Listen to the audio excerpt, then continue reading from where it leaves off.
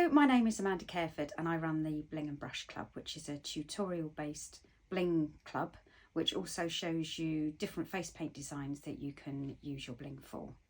I've been a face painter for just over 7 years and I've been blinging for around 6 of those years, and to be honest it's taken me 6 years to get to the point that I've got to with both the designs and the techniques.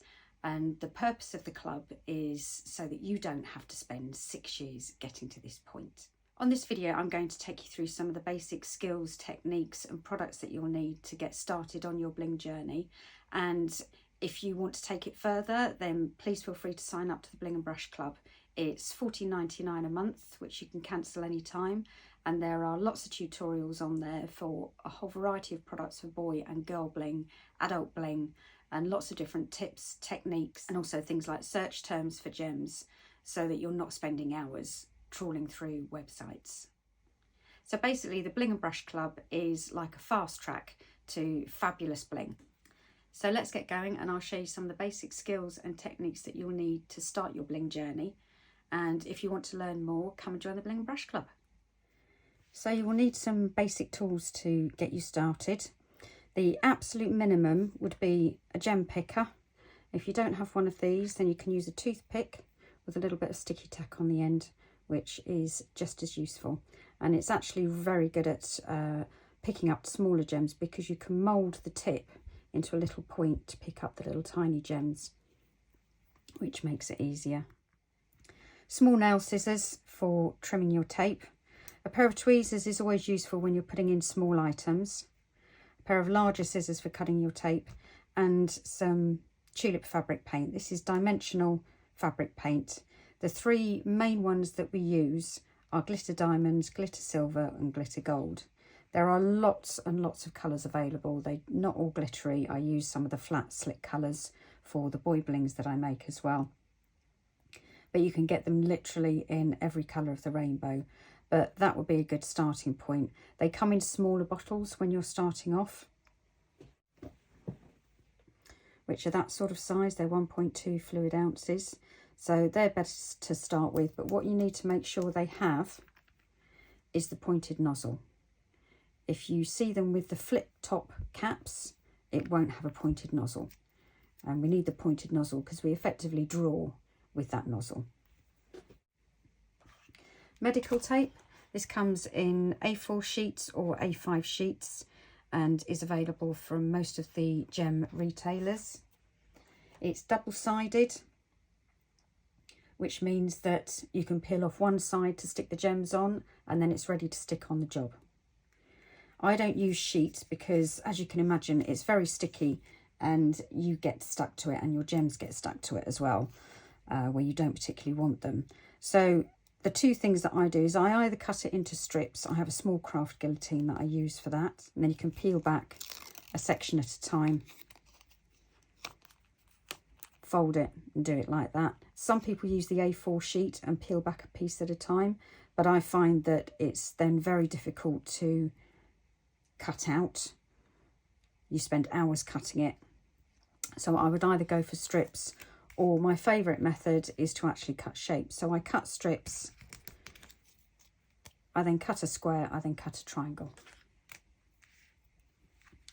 I do specific shapes for different types of bling. So that would be a princess or a unicorn horn, that would be a side eye, and that would be a butterfly. And the website shows you all the different ways that you can cut your tape quickly and easily without even using a ruler to make the job simple. Pair of pliers is always useful. Things like this that come actually attached to a wire. A little pair of pliers is the best thing for actually trimming those. Lastly, you'll need something to actually build your bling on. Now this is for if you're going to be using the tulip fabric paint as a base. And all it is, it's a plastic page protector. It's textured. As you can see, it's got like a slightly grainy surface to it. It's not clear. If you use the clear ones, your tulip fabric paint can fuse to it. They don't fuse to this. And inside I've got a grid that I created to help with symmetry and placement. and you can download that from the Blingmaniacs Facebook group. I also put a sheet of card in it. That's just for a bit of stability, so that once you've made a sheet of bling and you pick it up, it's not going to be all floppy, and then all the gems will slide everywhere. So I'm going to make 2 basic blings just to show you some of the key techniques. I'm going to start off by doing one using the glitter gold dimensional fabric paint. And the grid is here to help you with symmetry mainly, but also placement of the gems. Now you can use this grid either portrait or landscape. So you would use the V section, depending on what style of bling you wanted to create. This creates quite a sharp angle to your princess style bling, and this obviously gives you a wider angle, so you can choose which way to do it. I also produce all of these downloadable templates to make the tulip creatures easy to make, because you've got a guide to follow. So starting with our princess bling, I'm going to turn this landscape and use this shape here, and I always start with the same basic shape. I use the bigger tube, so I use 2 hands to squeeze it out, just because it's easier. And I always start with a blob in the middle,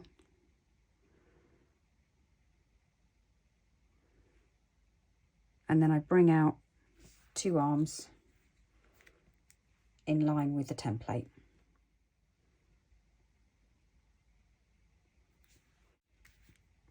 So that's the basic shape that I start with.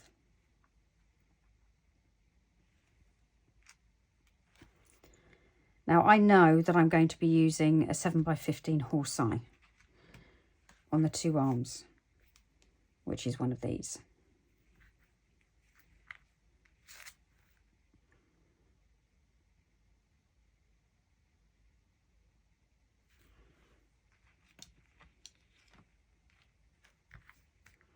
And using your gem picker,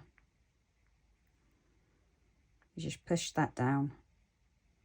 And you want it to ooze around the edges, as you can see, because that will grip the gem. If you don't put enough tulip down, when you go to lift it up, the gems can ping out.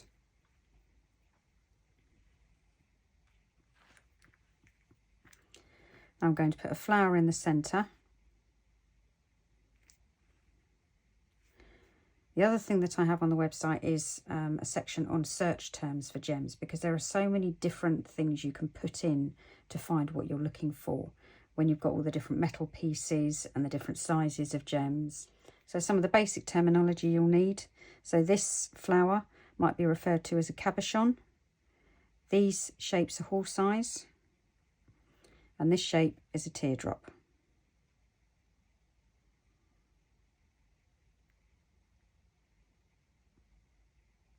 So I've got my basic princess shape. Now, if you want to, you can leave it there. But I'm going to add a few extra little bits. So once you're comfortable with how you squeeze out the tulip, you can start adding in little drips, or you can add in loops. So I'll do both just to show you. And again, you can use the grid to help make sure it's reasonably symmetrical. I'm going to add, you just have to make sure when you're adding bits like this that the tulip is touching the previous place. And then I'll put a little drip coming down here, which is just a line with a little dot at the end.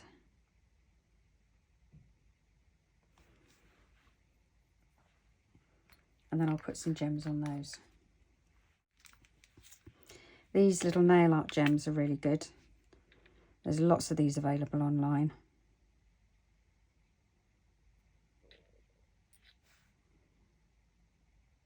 And this is where your gem picker with the sticky tack, blue tack, can come into its own when you're picking up the really tiny gems.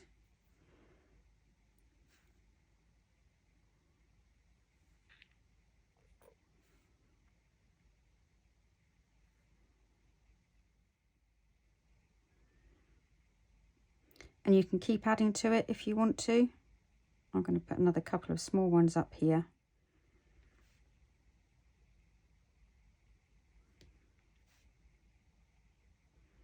And just like with face painting, focal points are crucial. So you've got a centre bit there, and then all of these gems are pointing in.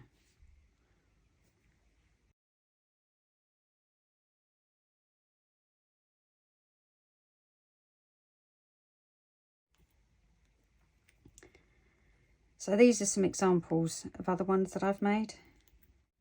As you can see, the glitter gold dries to this beautiful glittery finish.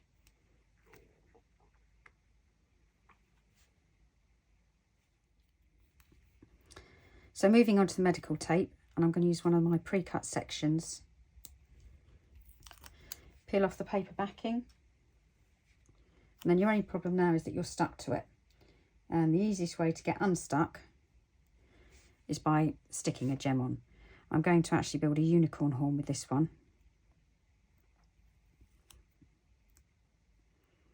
And again, there's techniques for rolling unicorn horns using silk clay on the website.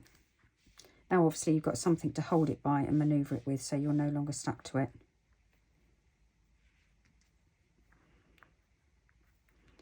And then I just build using different gems. That one's a teardrop. These are leaf sequins.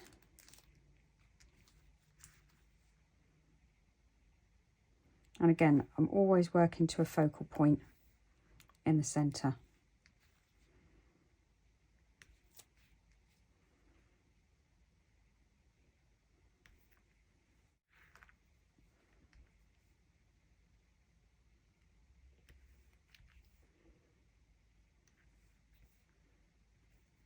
Now, one of the things you will find with the unicorn horns is that the silk clay, which is an air dry clay, so it's very lightweight, but it actually doesn't stick very well to the tape. And as soon as it's moved off once, it leaves almost like a dusty film, and it then won't stay stuck. So you still need to use a little bit of tulip on these as well. I use one called Glitter Diamond, but you can use any colour you like. This dries to an almost clear glittery finish. And I make sure that I'm catching the bottom of all of these gems, because when you turn over and look at the other side, they're all hanging off the edge a little bit, which is absolutely fine. But that just makes sure there's no chance of them pinging off. And then I'm just going to get a flower cabochon, pop it in the middle. I often like to finish off my unicorn horns with a little sequin, which is a unicorn.